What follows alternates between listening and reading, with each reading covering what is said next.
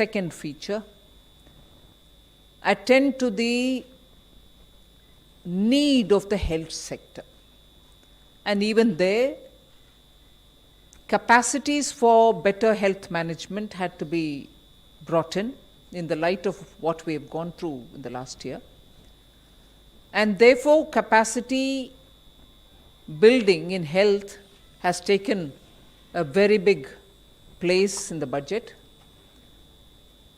I've just given a probably just a feeler on what capacities we are talking about, whether it is establishing of labs, whether it is establishing of National Institute of Virology, or whether it is looking at the blocks where you need critical care centers, or whether you're looking at testing labs. Let's just remind ourselves that when the lockdown happened, we had probably just a few, two, if I'm right, 2 or 3 testing labs in this country. During the lockdown, that number was increased to a couple of hundred. Now, therefore, one of the things that we've aimed here is testing labs, Institute of Virology, aspirational districts having better health care. So, infrastructure spend for health has gone down to the level of planning for the block level requirements, aspirational district level requirements, state level requirements, and national institute level requirements. So 2 feature when I said are, one in general spending on infrastructure, for which there is a 37% increase in the budget. 5,45,000 crores is what we are giving for this year. And health, it was also something which received something like 94,000 crores in BE of this year, has gone to 223 lakh crores. So you find big numbers in health, big numbers in infrastructure. But this doesn't really mean that we've ignored agriculture, where there too we have placed emphasis. I've increased, as I read it out in the budget, the allocation for NABARD for being able to send more credit through to the farmers. Agricultural infrastructure development cess is something which we are bringing in without on any one single item wherein we are putting the cess, the end consumer paying more than what he is paying today. It is just a restructuring we've done, for instance, of the basic customs duty, where it was, let us say, 12%, we brought it down to 7% and added possibly only 3% on the infrastructure development cess. End of the day, the consumer has ended up paying that much only or less. In no category has he ended up paying more after the agricultural infrastructure development cess. That we have done only because we wanted to be sure that in order to improve agricultural infrastructure, we have a dedicated amount coming out of the budget, rather than that going into the consolidated fund. It might still go, but we know what has got to be used for agricultural infrastructure. So if these are the kinds of things broadly we've done, equally important is the reform that we're bringing in the financial sectors. Disinvestment to continue, LIC to have IPO, insurance sector to have more in terms of opening up for 74% for FDI. These are very clearly steps, progressive steps in financial sector. Other than that, one major cry of all the banks have been the NPAs, for which we have been repeatedly giving capital infusion. In order that the bank books are cleared and cleaned up, we have come with an announcement of a formulation through which the NPAs will be culled out of the bank's books based on some formulation, not any discretion there. It goes to a holding company like structure, which after doing the necessary sprucing up and also cleaning up and weeding out problems of that particular asset, will be through an open process, attract asset reconstruction companies which can come and bid for those assets. Even at that stage, after some haircut, obviously, banks will get some money back to those NPAs for which they only kept provisioning for the NPA but didn't have the wherewithal to dispose them off legitimately. So we are giving that comfort to the banks. And also for funding the infrastructural requirements, a development finance institution is being brought in. All lessons learned from the IDBI, which started as a DFI but later went on to become a scheduled commercial bank like functioning and couldn't succeed at that, are taken on board. So this DFI, even as it comes with about a 20,000 crore given by the government, which with a little more every now and then added, will eventually be used for raising about 5 lakh crores in a matter of next 3, 4, 5 years, is a formulation where when the law gets passed on that, we will still have an opportunity for the private sector also to set up their own development finance institution. So this country is not going to be, the needs of this country are such that just one development financial institution which is set up by the government will be adequately meeting up with the demand requirements. No, and therefore we see a future for a DFI which is partly funded by the government and raises capital from the market, is also competing with private sector DFIs. Largely this much, but very quickly I'll move over to talking about how we have not lost the opportunity to clean up government's own books. I had started it in July 2019-20, continued it in February 20, and even now we have made accounts more transparent. Nothing is pushed under the carpet. You're showing clearly where's the money going. Money given to FCI is also brought on board. So accounting of government expenditure and revenue statements are all now lots more transparent and open, and absolutely upfront stated the fiscal deficit, where everybody was advising, and rightly because everyone had concern that the economy should revive, advising us, please spend more. We not only ensured that capital expenditure of the government was repeatedly reviewed and spending was encouraged and pushed, we ensured that the spending will not get delayed, and that is why even though we announced one capital expenditure amount during the BE, even that has gone up, that in the RE I had to make additional provisions for it. With that in mind, we have also increased the spending in the forthcoming year. As a result, borrowing increased. Our fiscal deficit, which started at 3.5 during February 2020, has gone to 9.5% of the GDP. So we have spent,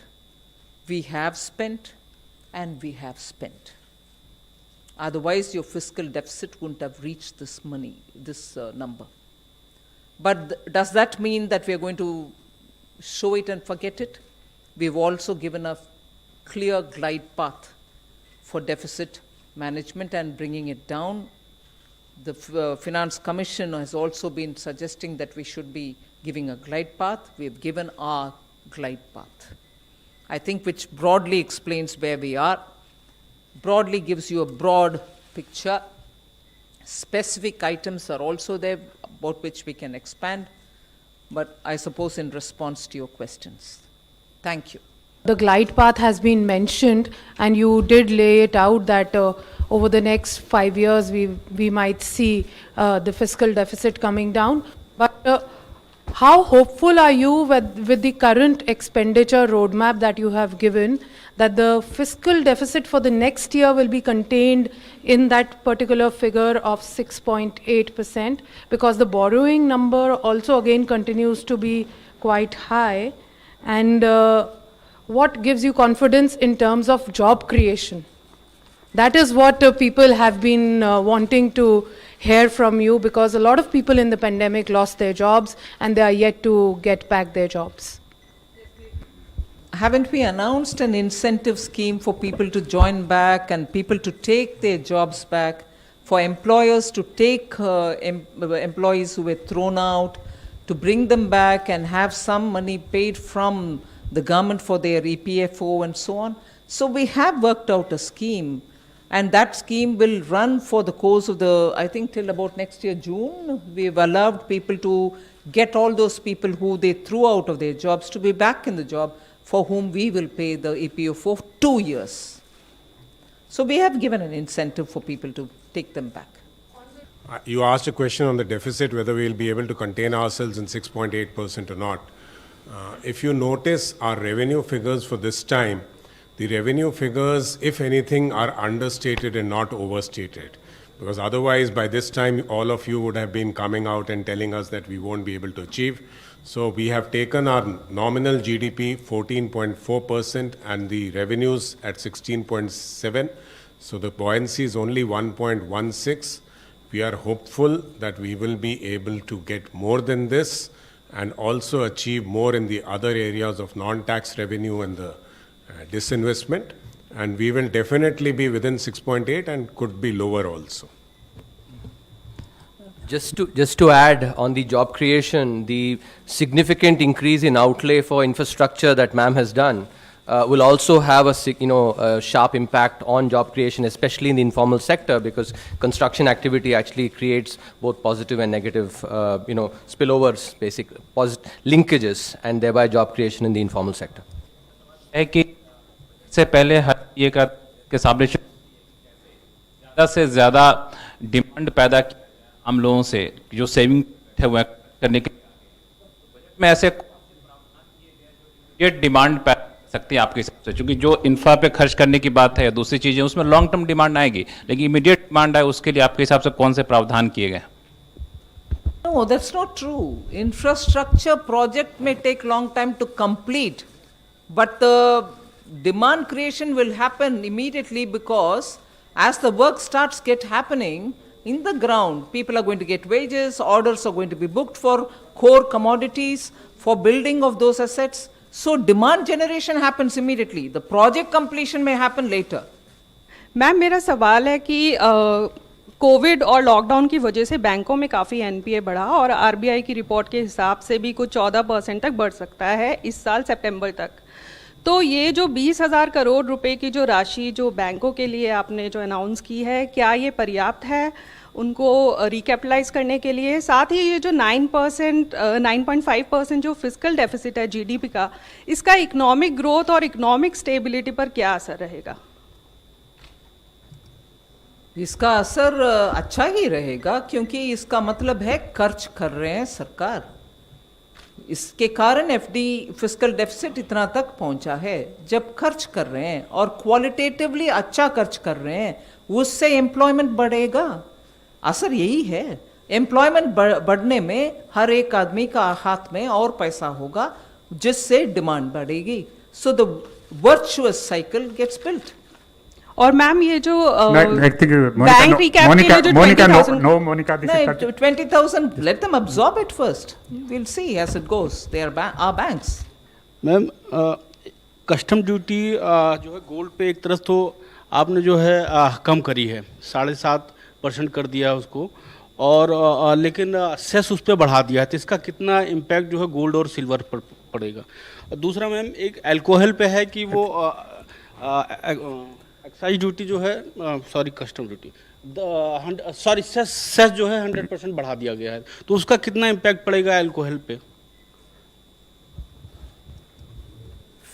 first of all, मैंने जैसे शुरुआत में कही, custom duty का reduction करने के बाद cess को उसके ऊपर लगाने में पूरे कस्टम ड्यूटी के गिरावट जो हुआ वो भरपाई करने के लिए सेस नहीं किया, उसको कम किया, मगर सेस जो ऐड किया वो कम ही स्तर पर ऐड किया है, जिससे एंड कंज्यूमर के ऊपर ज़्यादा और एडिशनल बोझ ना पड़े।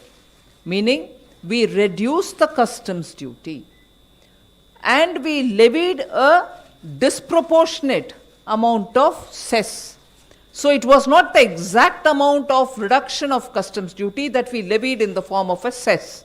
So if, for example, 10% was brought down of customs, we have only added 5 to 6% of cess. So Baki, if anything, has reduced the price to the end consumer, or else in some cases it retained the price. किसी का price उसके कारण ज़्यादा नहीं हुई. ये readjustment है जो एक्साइज ड्यूटी के नाम पर हमें आता था या कस्टम ड्यूटी के ऊपर से हमारे कमाई थी, उसको रीस्ट्रक्चर करके उससे एक कार्व आउट निकाल करके एग्रीकल्चरल इंफ्रास्ट्रक्चर के लिए उसको नाम देकर अलग तलग कर दिया. उससे एडिशनल कंज्यूमर के ऊपर बर्डन नहीं है.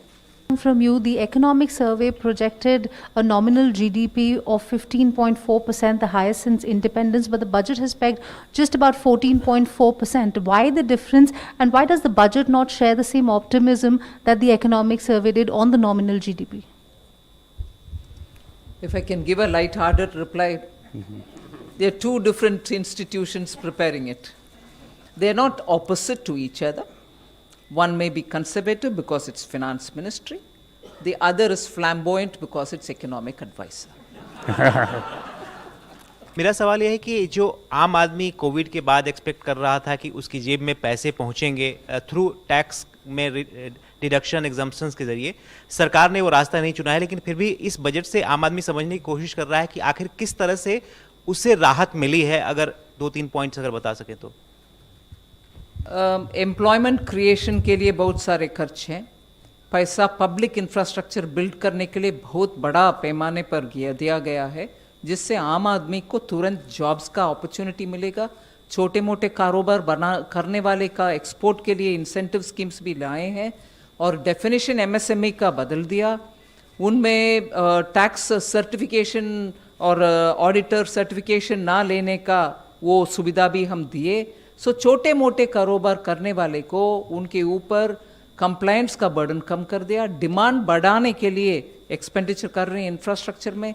सो जब इंफ्रास्ट्रक्चर के खर्च हो रही है, उनके what ever produce they produce, वो सब मांगने के लिए, डिमांड बढ़ाने के लिए हम कदम उठाए हैं. सो छोटे लघु उद्यमी को, मिडिल क्लास को इससे ज़रूर राहत मिलेगा. मेरा सवाल ये है कि बजट के अंदर एक प्रस्ताव रखा गया है कि जो भी हाई इनकम एम्प्लॉयज़ हैं उनके प्रोविडेंट फंड से जो इनको टैक्स में इनका जो इंटरेस्ट में इनकम होती है उसका कैप 2.5 लाख के करीब रखा गया है. क्या आप इसे थोड़ा सा समझा पाएंगे कि क्या एग्जैक्टली ये प्रोविजन है? मैं ब्रॉडली बोलती हूँ and also expenditure secretary is here, he can also explain it to it.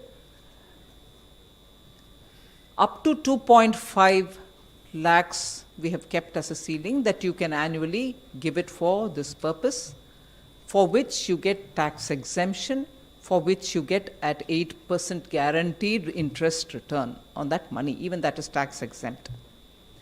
What we have done now is this fund is actually for the welfare of the workers, no doubt.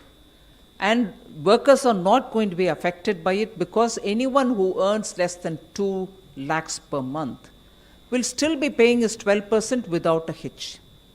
It is only for big ticket money which comes into it because it has tax benefit and also assured about 8% return. You find huge amounts, some to the extent of 1 crore also being put into this each month. For somebody who puts 1 crore into this fund each month, what should be his salary? So for him to give both tax concession and also an assured 8% return, we thought is probably not comparable with an employee with about 2 lakhs who puts that money, gets tax concession and also gets 8% return. That person who will still be allowed to put money, but of course with a ceiling of 2.5 lakhs, will get for that amount tax concession and for that amount 8% interest. So we are not reducing any worker's right, but at the same time getting tax exemption and also getting 8% rate of interest for somebody who puts 1 crore per month into the account, we thought maybe is not right, and therefore we have put that ceiling. 1 minute. Somnathan, would you want to explain something more to it? No, I'll just add two statistics. The number of people who actually contribute more than the sum that we have indicated is less than 1% of the total number of contributors in the EPFO. So the people it affects is actually those who are not workers by any stretch of imagination but are using the EPFO, which they were entitled to do, but they are a very, very small fraction of the total number of contributors. A very interesting mention of a portal for gig economy. I think this is the first time this was found mentioned. Like, what kind of social security measures are we expecting for gig economy, contractual workers, laborers? Because post-COVID, I think the numbers must have swelled.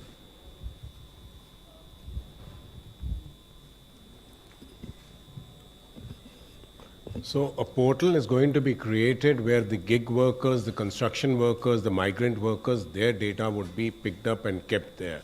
And all the schemes relating to health, education, even the ones that we were trying to do during the COVID times would actually flow from there. So basically this is an attempt. We have a lot of data available with us for various segments of the society. This is one data we thought we should have because people come and go, and we saw during the COVID times that we actually needed that. So it is for that reason. And the codes that have come up actually will provide benefits to these gig workers. The contributions will come from their employers, and they would also be entitled to the benefits of social security as much as is available to the labor today. I would like to read out an extract from the Finance Commission report to seek a clarity. It says that keeping in view the strategic requirement for national defense, we have recalibrated the relative share of union and states in gross revenue receipt by reducing our grants component by 1%. So does it mean that the devolution to states is actually 41% and not 42%? And second, you've said that in the Finance Commission, you have accepted the glide path in terms of fiscal deficit. They have said that the fiscal deficit target they have recommended to be at 4% for FY26, and I think we have targeted it at 4.5%. So Please brief. So it's different from the one which is. I have Somanathan answer some of the questions as much as DEA, but then the coming down to 41% has nothing to do with defense. It came down to 41% even last time when J&K was formed. And when a state became a union territory, the funding of that state or that union territory will be with the center and not with the state itself, which is a union territory now. So the 42 was brought down to 41, and to that extent, because it was recognized as a union territory, the center has been given the responsibility to fund it. So 41 has nothing to do with defense funding. The Commission has recommended deficit of 4% and a conditional extra deficit of 0.5% dependent on power reforms. So that is exactly what has been accepted. There's no deviation between what has been accepted for the states and what has been recommended for the Commission, by the Commission for 21-22. At a time when country is facing huge military challenge at eastern border, armed forces were expecting a substantial hike in their budget, which is not reflected in this budget. How can we counter a country like China, whose defense budget is close to $200 billion, 5 times higher than us? I will give you the exact figures as to what has been given for defense. Defense expenditure, in the sense, in the last 3 years, has been accommodated. A lot of powers have been delegated to the vice chiefs, who can take instant call on revenue, and some capital expenditure accounts were also, the power were also given to them to expend as is required by the situation. So for defense, we have not really undermined any of that. And one other thing was accepting in principle the suggestion that non-lapsable fund should be provided for defense, which was one of the recommendations given by the Finance Commission. In principle, we've accepted that, but what formulation that will take will be different. That is something which the ministries will have to work out as and when they will want to work out. But specifics, Tarun, would you want to give? And Somnathan wants to. So, I would point your attention to the fact that defense consists of 3 components. There is a revenue component, which is predominantly salaries, fuel, etc. Then there is a pension component, and then there is a capital component.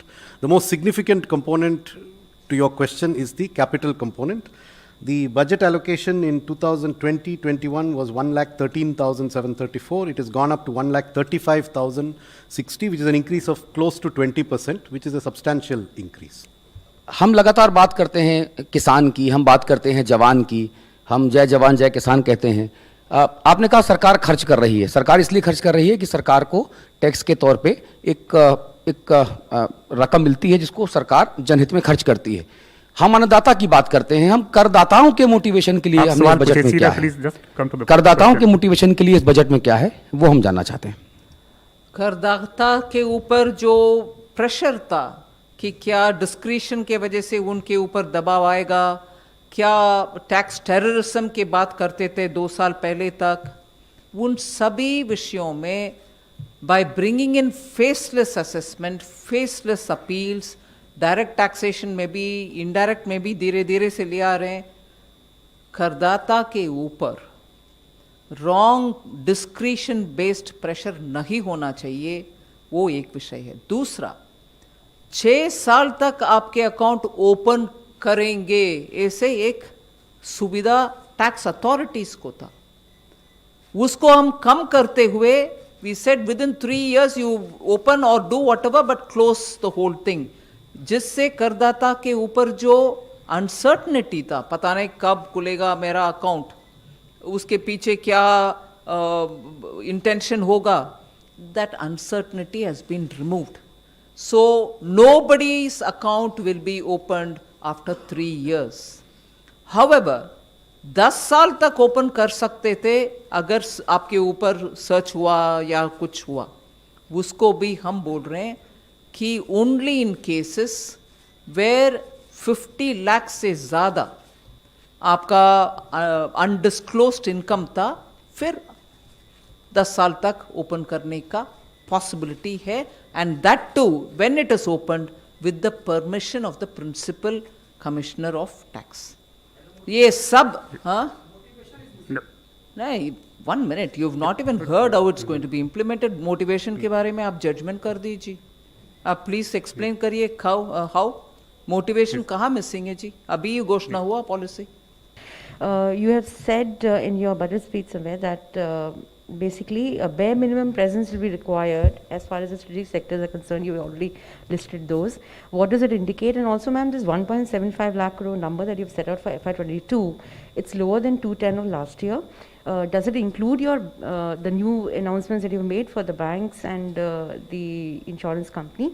And one quick one, ma'am, also on this bad bank, you're not calling it bad bank, but you're saying like, a new ARC, we should pick up the bad loans and dispose it off to AIF. So what is that you have envisaged there? Any amendments that may be required down the line, ma'am? Thank you very much.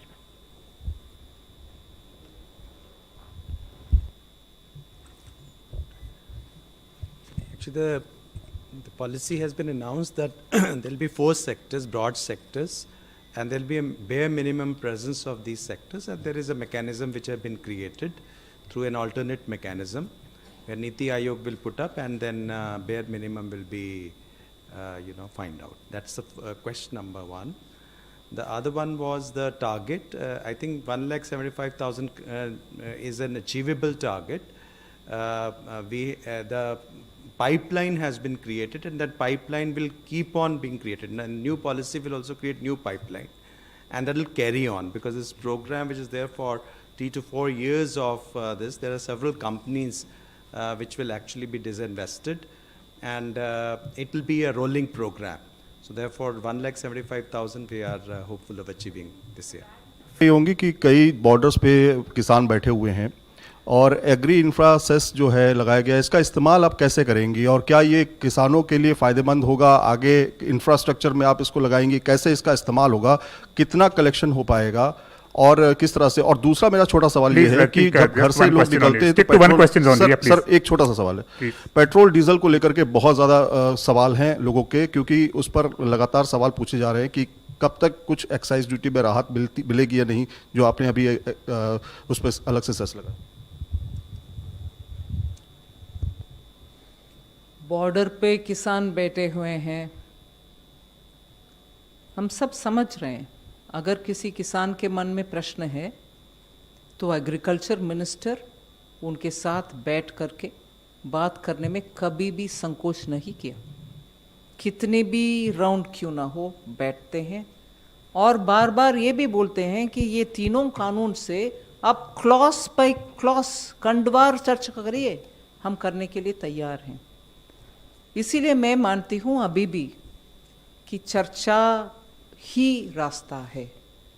चर्चा करने के लिए सरकार open है और कल परसों parliament के शुरुआत से पहले प्रधानमंत्री जी वो जो ऑफर है उसको टेबल पर अभी भी है करके माना। इसीलिए मैं मानती हूँ किसान जिनको भी मन में कुछ प्रश्न है, संकोच है और डाउट्स है, वो ज़रूर बात करने के लिए आगे आए, सरकार से बात करें। वो एक विषय है। दूसरा, ये एग्रीकल्चरल इंफ्रास्ट्रक्चर डेवलपमेंट सेस का मैटर है। ये मैंने मेरे एग्रीकल्चरल सेक्शन जब मैं पढ़ रही थी उसमें स्पष्ट बोले कि एग्रीकल्चरल इंफ्रास्ट्रक्चर के लिए हम खर्च करेंगे और बहुत सारे इंफ्रास्ट्रक्चर के लिए वैरायटी हमने स्कीम्स बोले हैं। अब तक जो सिर्फ पोटैटो टोमेटो के लिए स्कीम है उसको अभी 23 पेरिशेबल क्रॉप्स के लिए ले आ रहे हैं। ऐसे ही नाबार्ड के द्वारा जहां ऑलरेडी 5,000 करोड़ का अमाउंट उनको दिया गया उसको डबल कर रहे हैं। एग्रीकल्चरल इंफ्रास्ट्रक्चर बहुत सारे आयाम मतलब फेसेस में करते हैं, बहुत सारे रूपरेखा में आता है। मैं ये भी बोली हूँ कि एपीएमसी का इंफ्रास्ट्रक्चर का भी हम फंड करेंगे। सो एग्रीकल्चरल इंफ्रास्ट्रक्चर फंड का रास्ता बहुत सारे हैं, उन सब के लिए ही ये फंड है। हाँ, इससे पहले आत्मनिर्भर भारत के समय भी 1 लाख करोड़ का अनाउंसमेंट हुआ एग्रीकल्चरल इंफ्रास्ट्रक्चर के लिए ही। उसके अलावा अभी भी बोल रहे हैं कि इंफ्रास्ट्रक्चर इंप्रूव करने के लिए हम करेंगे। ये नाम भी एग्रीकल्चर के लिए ही है और उसमें अभी और 1000 न्यू मार्केट्स को जोड़ा जाएगा।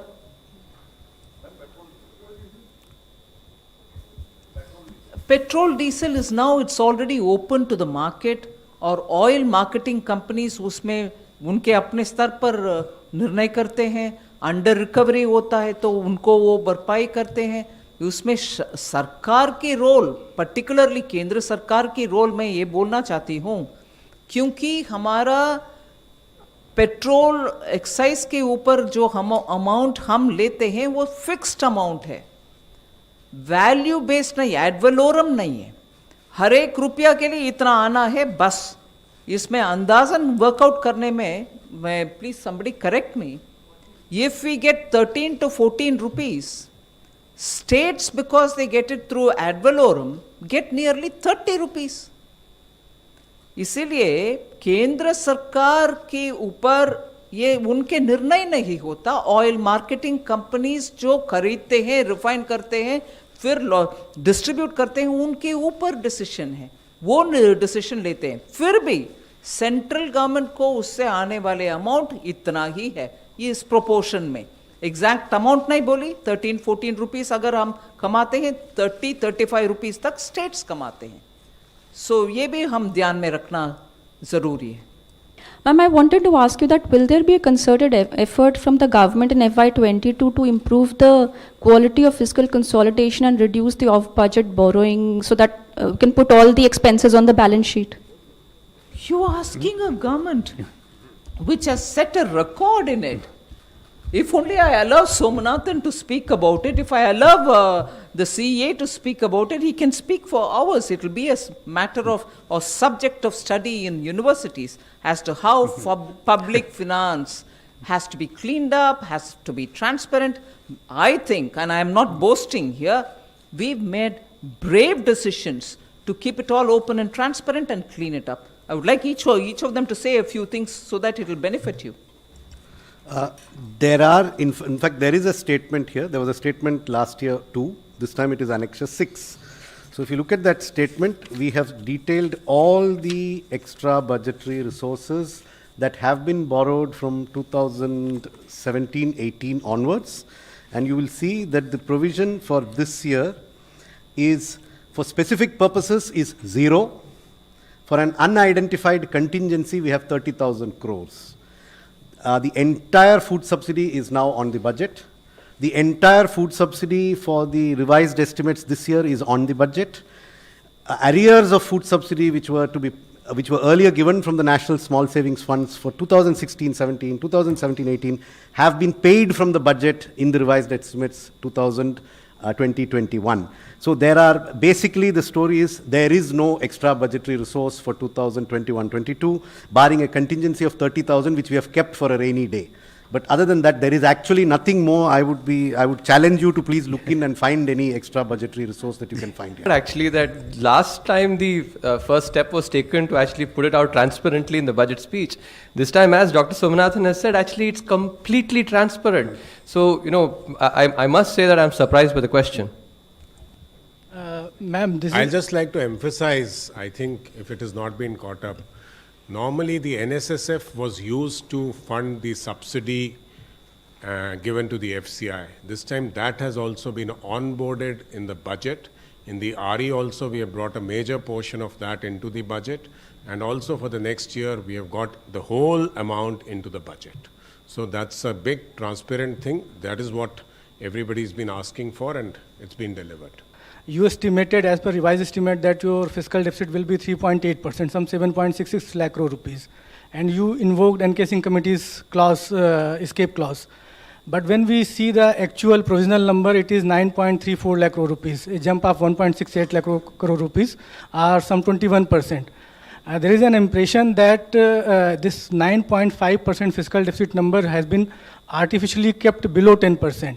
When the finance bill will be passed after a few months, this number of 9.5% will be crossed like 10% as happened last year. How do you respond to this thing, ma'am?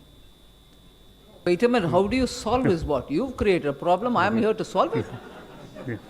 None of that is right, but you'll hear the story, don't worry. I'm quite amazed at your question, that you are imputing motives to our numbers here. The numbers have never been, they have been very transparent this time, and let me assure you that they will be 9.5, it could go to 9.45, it will not go beyond that. The last year's number, let me... Wait a minute, you'll hear more of us speaking on it, don't worry. You will have complete clarity before you leave.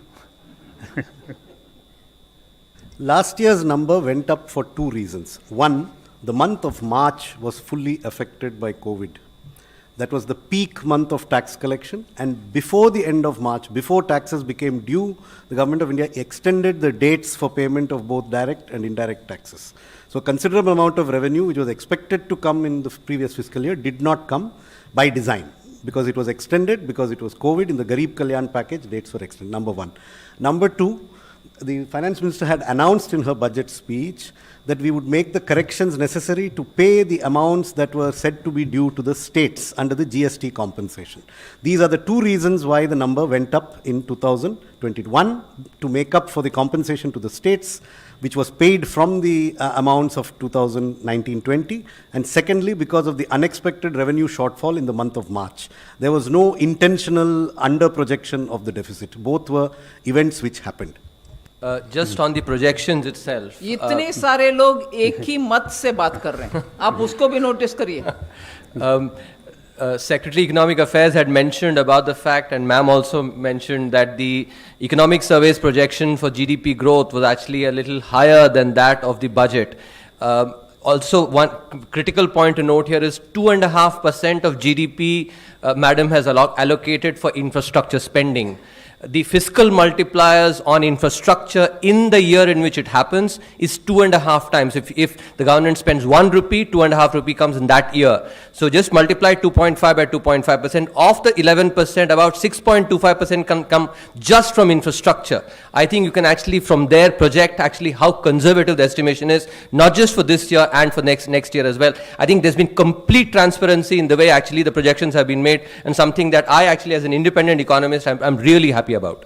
Ma'am, Rahul Gandhi tweeted some time back, he said, forget putting cash in the hands of people. Modi government plans to hand over India's asset to his crony capitalist friends. Ma'am, how would you respond to this? I think we've responded on this particular question, which he repeats once in 15 days.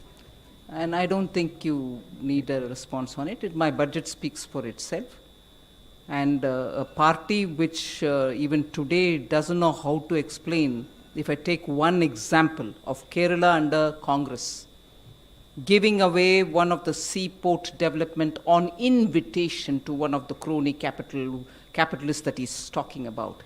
Can he explain as to how, for developing Virinjam port, a crony capitalist, I wouldn't call him that, but he uses that word, a crony capitalist was invited by the Congress party, the government then there in Kerala. If that one thing can be explained by the Congress party, I would agree he can go on doing his pet project of repeating this kind of a tweet every 15 days. But if he can't answer that, I think Rahul Gandhi should understand that either he understands nothing of what he's speaking about or he's being ill-advised. Congratulations on the budget. It's fairly clean and transparent. 1 minute. Are you speaking for all your colleagues? I think this year I am, slightly. Ma'am, my question's on the borrowing program for FY22. In FY21, the borrowing program was largely aided by the emergency steps that RBI had taken on liquidity, maintaining it in surplus, and the open market operation purchases. How will you manage this large borrowing program this year, given that those steps may be wounded this year? The borrowing in quantum terms would be lower than last year, and we have actually come out openly and said that we would be looking for a gross borrowing of about 12 lakh crores, and the net borrowing would be close to about 9 point some lakh crores. So what are the options? We've got the options of GSEC, we've got the options of short term, and we are also hoping that we'll also enter the global indices in the coming year, and that would assist us in picking up this money. I may also add here that when we do this, when we announce this, we are always in touch with the central bank, and I have a complete assurance that we would be able to raise this money and raise this money at a reasonable rate. Ma'am, I just want to know from you about the GDP projection for this coming next year. Where do you see, we've heard the economic survey, where do you realistically see it going? And last year I had asked you this question about long-term capital gains. And you said, let it have one full year, financial year to look at it. You haven't touched it this year.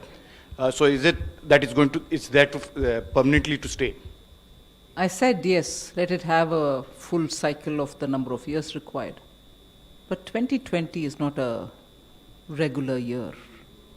So I need to have that taken off in the calculation, and we need to give that much time. What was your first one? In terms of GDP growth. Do you want one of you all to answer? Any one of you all to answer? I think I already answered them. She's also given it. Her budget statement says that. So why do you say that she's not said that? 38. 14.4% nominal. It will be 10, 10.5. 4 is the deflator. Ma'am, two questions. One no, is... only one. The others are there. Yeah, please. Sir, I've got a chance after a long wait a minute. time. Why do you say that only to her? You didn't stop the guys? No. Thank you, ma'am. Thank you very much. Yeah, please. Yeah. Ma'am, two questions. One is that the increased revenue that you're expected to get from the cess that you'll be levying, if you could quantify that. And two, a timeline on the PSB divestment, please.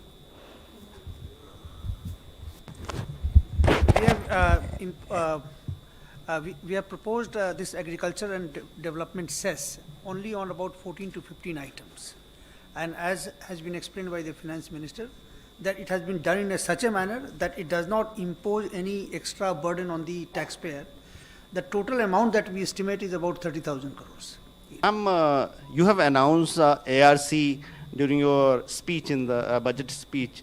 So I want everyone want to know what will be the structure of this ARC and how it will be different from the ARCs which are still working, which can solve the problem of banking sectors, which is in future there is suspicion that they have a huge NPA.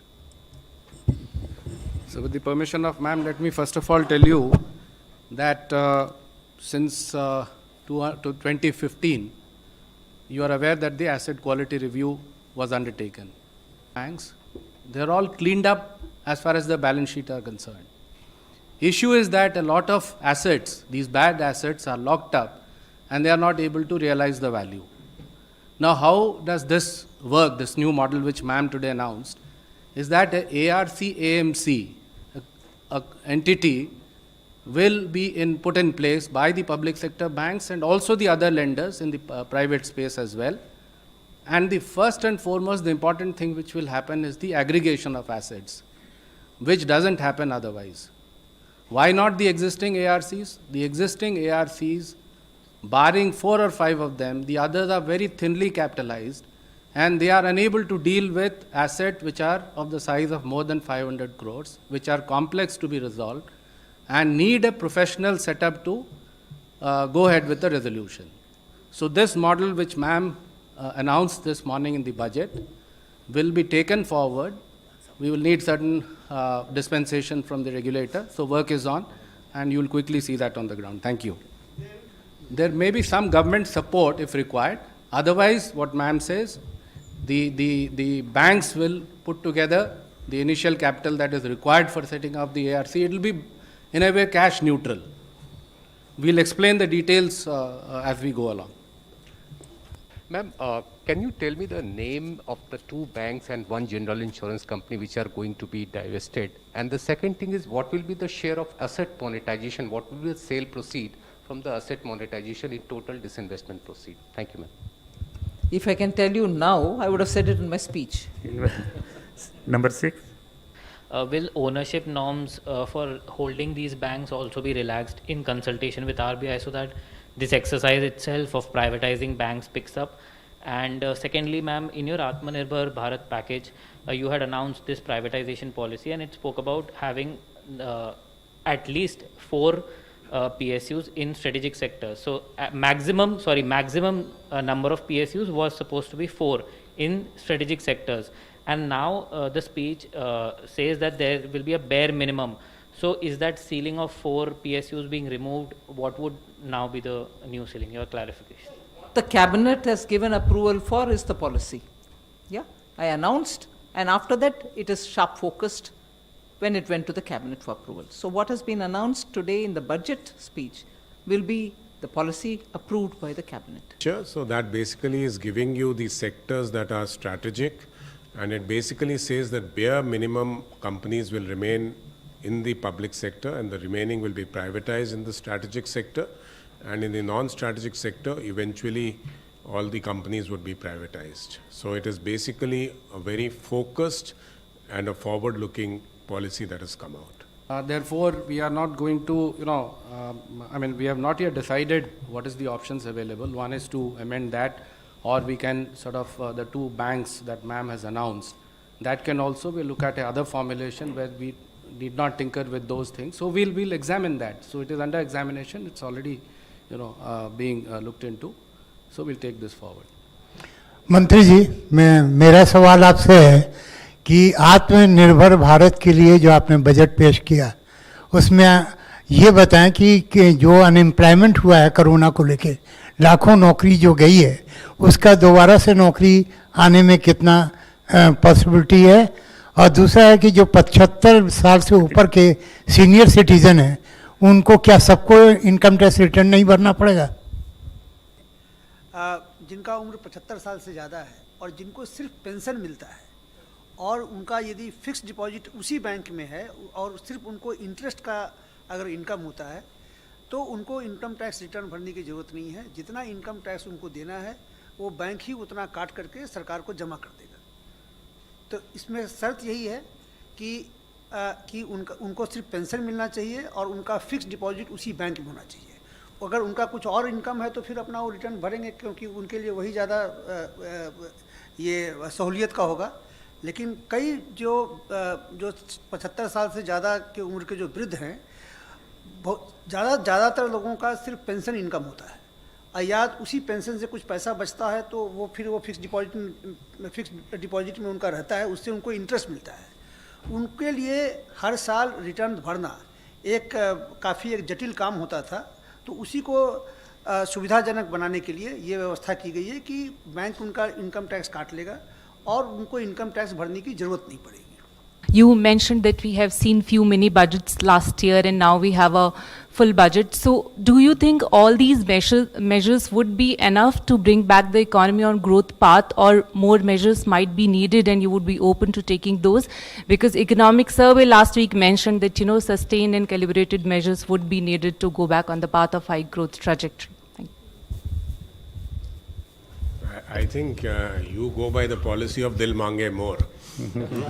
So we had already, as Madam had mentioned in her budget speech also, we came up with 5 kind of mini budgets, and there are huge announcements. For example, Agriculture Infrastructure Fund, the ECLGS, which is supporting the MSME sector, and this has been followed with a very visionary, I would say, a budget given by the Honorable Finance Minister. So I think this itself will bring us a path, and we have also given you a path that we are going to follow in the next 3 or 4 years, and these policies would actually keep rolling out, and I'm sure we'll be back to our growth days very soon. So what will be the impact of the overall budget on the inflation, and how much support we are expecting from the RBI in dividend for the next year? Thank you. As has been explained in the budget very well, that we are actually borrowing this money not to spend on items which are not going to have a multiplier effect, but we are going to invest and hugely invest into infrastructure. So I presume that it will not have that inflationary impact that you are mentioning. So we have taken that into account. And what was the second question? So RBI dividend would come, and we have actually said that our non-tax revenue would be 2,43,000 crores. It was last time 2,10,000 crores. So you can also presume that it is not something that we have actually inflated the number that we are going to get from them. We will definitely achieve this 2.43 lakh crores of non-tax revenue.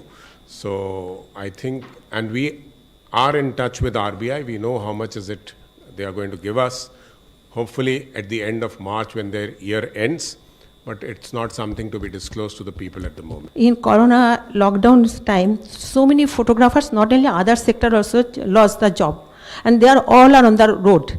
And it is more 40 to 55 years old these days. And how you can help them, how your budget can help for them? I think this is being addressed in the Ministry of I&B. Actually, I&B Ministry is taking care, but still the Ministry of Finance officers, yeah. I think what Madam has said in terms of creation of jobs, the fact that we are going back to a growing economy, that we are going to spend in infrastructure, and the COVID vaccines have come. So once the COVID vaccines have come, the people are going to actually go for tourism with a vengeance. And I think the photographers, not the photographers, so they will get all the jobs back. No. Even otherwise, I think that scheme about which I spoke, if your employers want to take you back, the government is coming up with paying your PF for next 2 years, your monthly installments which you have to pay.